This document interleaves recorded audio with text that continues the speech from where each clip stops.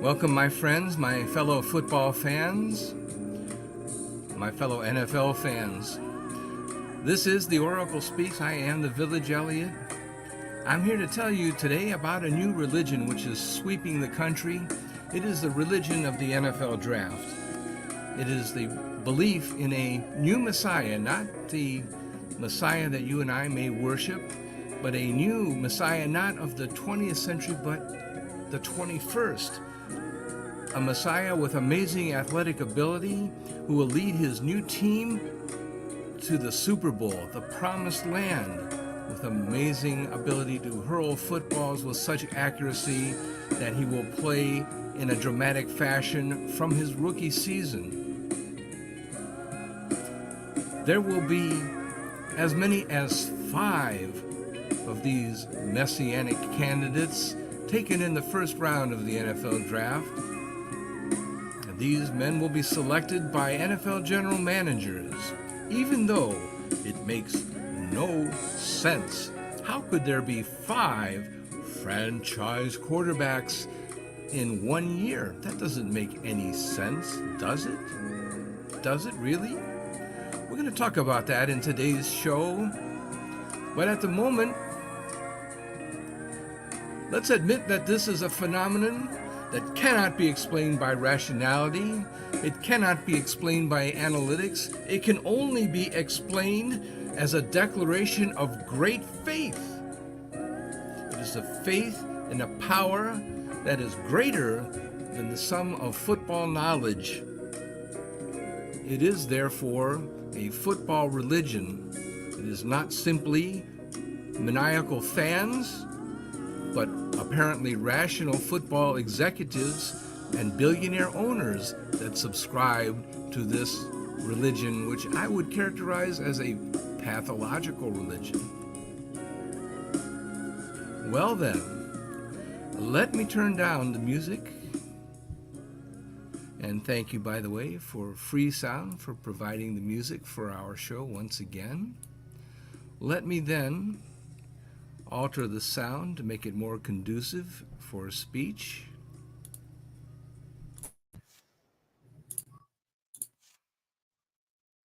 And I have a presentation ready to go.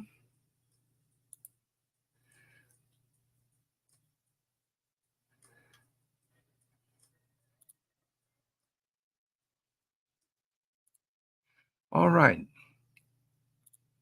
Let's talk about this. My question to you, fans, for those who have video on YouTube and some of the other platforms that carry our program, and thank you everyone once again for supporting our show.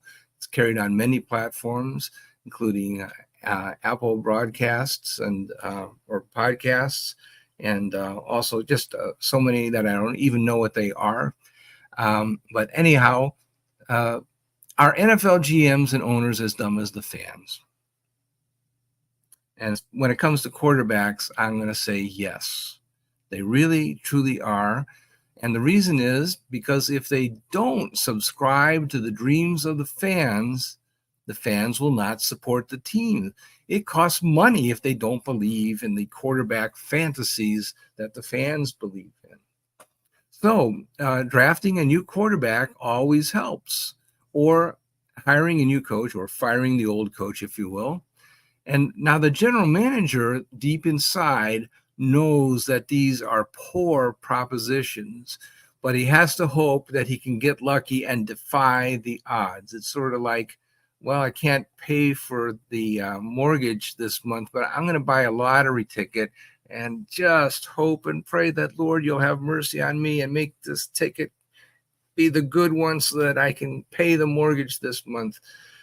It's a forlorn hope. It's a terrible position to be in, but that's exactly what the general manager finds himself in, I believe. And so let us pray, brothers and sisters, because that's what your general manager is doing. We in Cleveland are all too familiar with this phenomenon. If you live in some of the other NFL cities, maybe Carolina, certainly Chicago, you know exactly where we have been. We might be headed back there, by the way. We'll talk about that some too. So what is the messianic narrative that I'm referring to? Well, okay, basically what it says is that there's going to be a new quarterback, and he's going to be great just as soon as he hits town, and he's going to lead the team into the playoffs at least, and even into the Super Bowl. Sometimes it even happens. Sometimes you can get a guy like C.J. Stroud, who was just phenomenal for the Houston Texans last season. Sometimes it's Tom Brady. Now, Tom Brady, of course, really came into his own as a second-year player, but really he was not known at all, really, when he emerged and took charge of the New England Patriots. And Drew Bledsoe was the much better known quarterback, the first string multimillionaire quarterback for New England. But Tom Brady took the team to the Super Bowl and won the Super Bowl as a relative unknown. Don't forget, a lot of people forget, he was a 6th-round draft pick. Nobody thought of him as anything but a backup quarterback at the time that he emerged as a true star quarterback. Sometimes the owner and the general manager will try to make a big splash with a quarterback like Russell Wilson or Deshaun Watson of the Browns. Sometimes that person becomes the new messiah. Sometimes it might work, but the odds are against it. Usually those quarterbacks are overpaid. They may be very good quarterbacks, but there's a lot of other players that they could have had instead, spent the money a little bit more wisely, perhaps. And it's hard for the quarterback to be so good that he can actually lead the team despite giving up all those resources and giving up 3, 4, 5, 6 players, and having the quarterback be that good that he can compensate. So these teams, including the Cleveland Browns, including the Denver Broncos, need to pray for a record-setting run. And by the way, the Denver Broncos recently announced that they have quit praying. They've given it up, and they're going to go find a new messianic vision in this year's draft, apparently. But okay, so let's define, what are we talking about with a franchise quarterback anyway? It's a term that I absolutely hate and I despise. But let's just, for the sake of argument, let's call it a quarterback that's going to play the position at the top 10 level. You figure out how you're going to measure it by statistics, whether it's yards or touchdowns or quarterback rating, whatever it is, at the top 10 level for 10 years. Let's just do the math, assuming that you know how to define your top 10 quarterback the way you want to. But for 10 years, that's a pretty good career, in other words. But and that means that at most, there can be 10 such quarterbacks in the 10-year period. There can only be 10 of them. There can't be 12 top 10 quarterbacks. Does that make sense? Can you handle the math? Now, if all of them came from the first round, if there is no Tom Brady, if there is no Russ Wilson, then you can have 10 such quarterbacks, 1 per year. There can only be 1 per year on the average under those circumstances. But we know that there are quarterbacks, Kirk Cousins, there's Tom Brady, Drew Brees. There are quarterbacks, I mentioned Kirk Cousins also, that did not come from the first round, that do wind up in the top 10 statistically, however you want to measure. And so the first round is not as productive as 1 per year. It's maybe a little less than that, maybe somewhere between half. 1 quarterback every 2 years becomes a franchise out of the first round. Not 1 per year. Certainly not 5 per year. That's absolutely insane. 5 per year is insane. Those are 5 lottery tickets per year. Those are not 5 winning tickets per year. Do you understand the difference? There can't be 5 winning tickets per year. There can't be 5 teams that win the Super Bowl every year. Understand? That's not possible.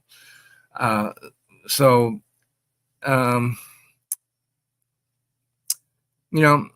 think there's just too many quarterbacks that come from the late rounds.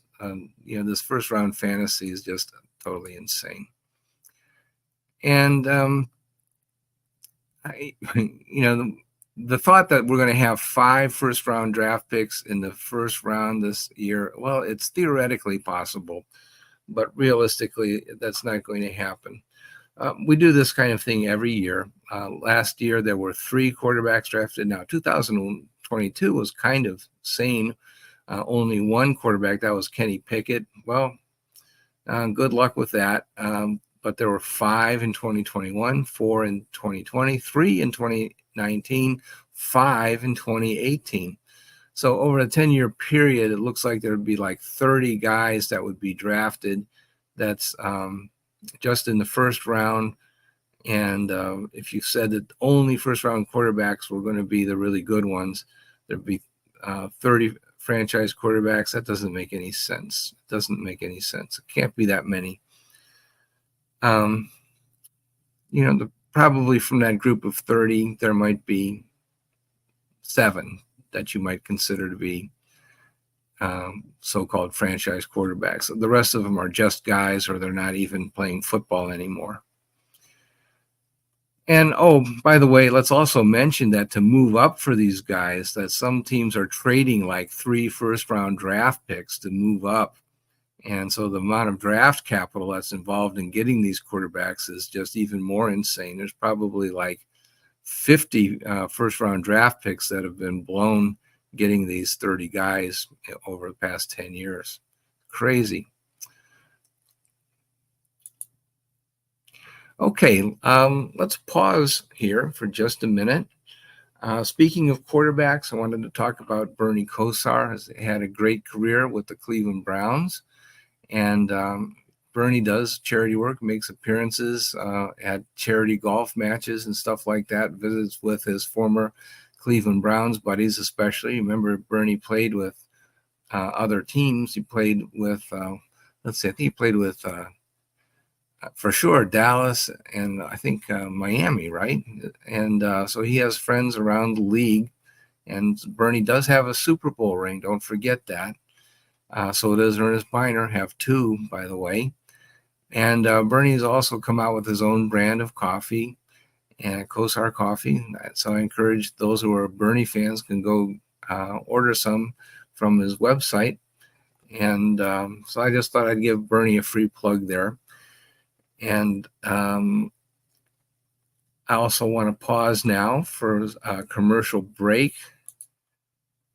Thank you for Johnny Cleveland, who provides us with commercial sponsorship, Fans First Sports Network, and all the companies that support our shows. Thank you, fans, for supporting us. That allows us to be here.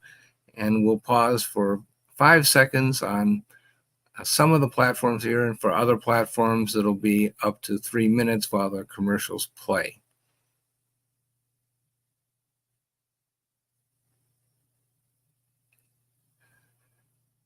Okay, and we are back.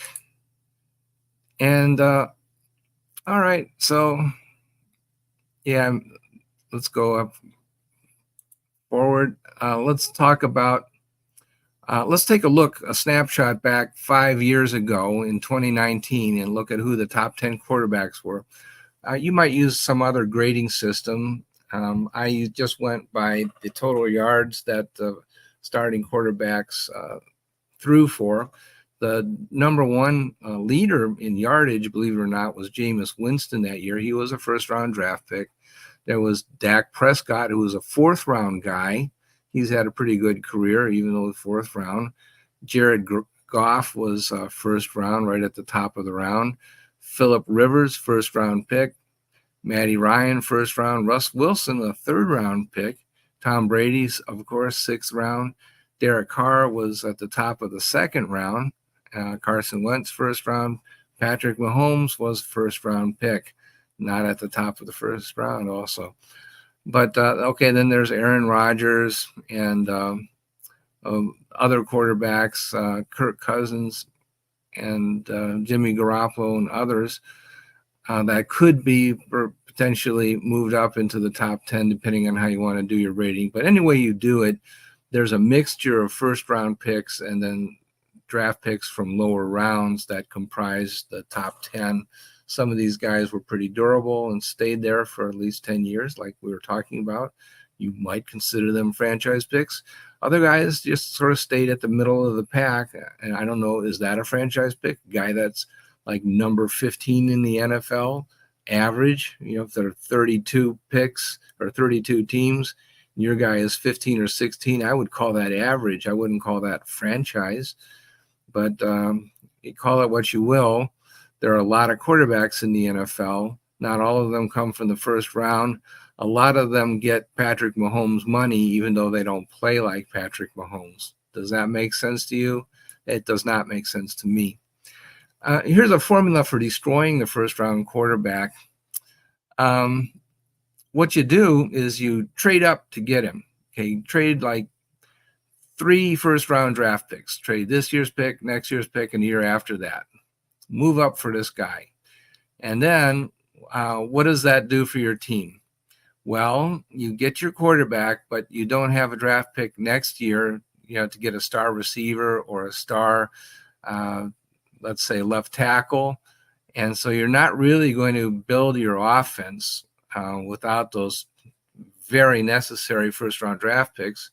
And those picks would be worth something because your team is probably going to finish, with a 4-13 record or something like that. And so you're giving up very, very valuable players, and your quarterback is just not going to have a good season, not going to be productive, and you're basically wasting them. And so the team is not going to improve. You will blame the quarterback. The general manager will save his job for 1 year with his messianic quarterback, but then he'll be fired in all likelihood. And by the way, free agents don't want to sign with teams that do stuff like this. They're not going to rescue you. They are just not going to rescue you. You're going to spend extra money to get them to come to your lousy team. And that's just the way it's going to work. You're not going to have a good football team. That's a perfect formula for destroying the first round quarterback. The Browns practiced that for years. Deshaun Watson was a case in point. They made him start after 2 years at Notre Dame, even though he was like 21 years old, and 21-year-old quarterbacks never succeed at age 21. He needed to have another year of seasoning. Now, one thing that just kind of amuses me is I just really feel that the Chicago Bears are a prime example of that, where they trade away all their draft picks, and they really deserve Caleb Williams. I think there are just so many things that are wrong with Caleb Williams, even though he's a brilliant athlete. He's not submitting to medical examinations now, and he's just a very controversial young man. I hope he does well in the NFL. But I really think there's nothing that Caleb Williams can do that Justin Fields cannot also do. But people have to realize that offensive success is not based on just one player. If you put Caleb Williams in the same situation as Justin Fields with the same caliber of players around him, Caleb Williams is going to have the same level of non-success as Justin Fields. You're just going to do the same thing over again that happened to Justin Fields. He'll not be able to succeed if he has to run for his life and he throws the ball to people who can't catch it. It's not just one player. You have to build around him. And Bears think that you just put a quarterback in and he generates his own win-loss record irrespective of the talent around him. And that's just absolutely crazy. I just really don't know what to say. They ran Mitch Trubisky out of town. They depleted their draft stock in order to move up for Mitch. I think that if Mitch were on a good team, and he has not had a team that had a really well-functioning offense, even in Pittsburgh, he did not have great success, but they do not have, at this point, a strong offense. I think if they build up their offense and Mitch gets a chance to play, I think he'll probably still be pretty good. I really do think he's a okay quarterback. The idea that he should be taken number 2 overall, I think, was kind of ridiculous. But he's a decent quarterback, in my opinion. If he becomes a free agent, I hope the Browns sign him because he's just put in an untenable situation in Chicago. That's just the way that they organize their football team. They have an unreasonable, pathological religion about what the quarterback should do for the Bears. It has not changed since the days of Jay Cutler. That's what I think. Maybe I'm crazy. Maybe I should be worshiping at the altar and believing in the potential of all 5 of these candidate quarterbacks that are going to become franchise quarterbacks, and all 5 of them will be in the mix for the Super Bowl this year. But I just don't see it. I don't believe that there can be that many good quarterbacks in one quarterback class. I don't think that trading up to get a quarterback is the right way to proceed. I don't think that they can be successful without having a team around them. I think that the NFL general managers are simply bowing to pressure from the owners and from the fans, and they're just praying that they get some miracles that happen for their offense so that they can enjoy some success that's highly improbable but not impossible, so that they can keep their jobs. I think it's crazy. I think that the people that believe in this process for quarterbacks are heretics, is I guess the word that I want to say. They have a religion that makes no sense, is not based on any legitimate basis in fact or even in religious faith. It's just totally nuts. There are not that many good quarterbacks in the draft, and these picks could be much better spent on solid defensive players or people that actually work for a living on the offensive line, and maybe even some. I think I'd draft some tight ends and maybe even wide receivers before I would draft some of these quarterbacks. That's what I've got. Call me crazy. It's all right. Your sins are forgiven you. Signing off for now, and we'll talk again soon. Go Browns, go NFL, go Draft.